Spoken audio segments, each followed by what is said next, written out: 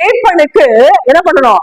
ஆடுகளுக்கு சரியான ஆகாரம் கொடுக்கறதுக்கு அது எங்க அந்த ஆகாரம் இருக்குதுன்னு சொல்லி முதல்ல மேய்ப்பன் அறிஞ்சிருக்கணும். அதனாலதான் என்ன பண்ணும், கரெக்டா அந்த புல்வெளியை நோக்கி கரெக்டா என்ன பண்ணும், இலை தலை இருக்கிற இடத்த நோக்கி என்ன பண்ணணும், அந்த மேய்ப்பன்னா கூட்டிக்கிட்டு போகணும். இப்ப மேய்ப்பனுக்கு வழி தெரியல, ஆனா குப்பை தொட்டிக்கு நேரா போய் நின்றுட்டு எந்த பக்கம் போறதுன்னு பார்த்தா என்ன பண்ணும், அதுக்குள்ள ஆடெல்லாம் போய் என்ன பண்ணிடும், குப்பைகளை மேய ஆரம்பிச்சிடும், குப்பையை கலர ஆரம்பிச்சிடும். ஏன்னா மேய்ப்பன் நிக்கிறாரு, அப்ப இதுதான் நமக்கு ஆகாரமான இடம் போல இருக்குன்னு சொல்லிட்டு அது என்ன பண்ணுது, எல்லாத்தையும் சாப்பிட ஆரம்பிச்சிடும்.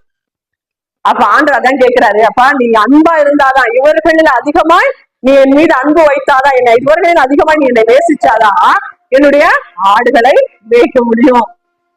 சரி, இன்னைக்கு இந்த இடத்துல கொண்டு போய் மேய்ச்சிட்ட, நாளைக்கு இந்த இடத்துல இப்ப இல்ல, இப்ப எந்த இடத்துக்கு போறது, அப்ப எங்க புல்லு கிடைக்கும், இதெல்லாம் யார் கவலைப்படணும், மேய்ப்பன் தான்.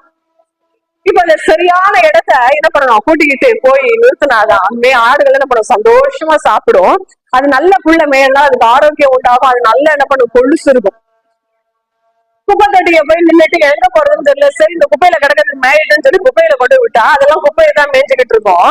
குப்பையை மேயிற ஆடுகளுக்கு எப்படி இருக்கும், வயிற்று கோளாறு உண்டாகும், சரீரத்துல பலகீனம் உண்டாகும், மெடிஞ்சு போகும், சில செத்தும் போயிடும். இந்த விசுவாசிகள் விழுந்து போறதுக்கு ஒரு காரணமாக ஊழியக்காரங்க இருக்கிறதுக்கு காரணம் என்னன்னா, இன்னைக்கு என்ன பண்றாங்க, அவங்க நடத்துறாங்க, அதுக்கு என்ன பண்ணுது, சினிமா பாட்டுல ஆராதனை ஆராதிக்கிறாங்க, நடக்குது, எவ்வளவு இன்னைக்கு வருது.